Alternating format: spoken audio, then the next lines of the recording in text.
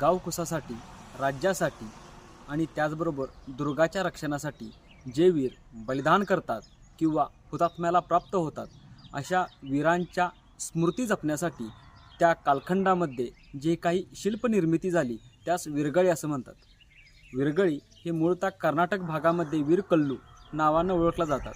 त्याचबरोबर महाराष्ट्रामध्ये विरगळ या नावाने ओळखलं जातात आणि त्याचबरोबर इंग्रजीमध्ये हेरोस्टोन या नावाने ओळखले जातात. आज आपल्या गावातील जे काही विरगळे आहेत तर त्या विरगळीचं वाचन आपल्याला करायचं, म्हणजे त्या विरगळीमध्ये काय सांगितलेलं आहे, तो वीर कशासाठी धारातीर्थी पडलेला आहे हे आपण जाणून घेणार आहोत.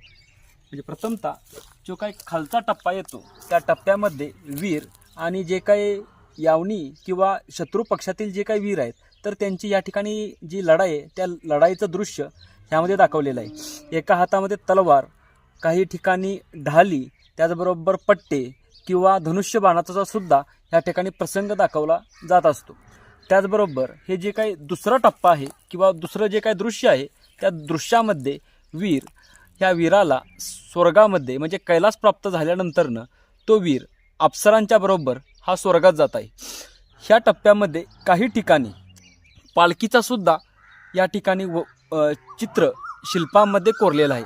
याचा अर्थ असा होतो की त्या वीराला पालखीचा मान आहे हे स्पष्ट होते.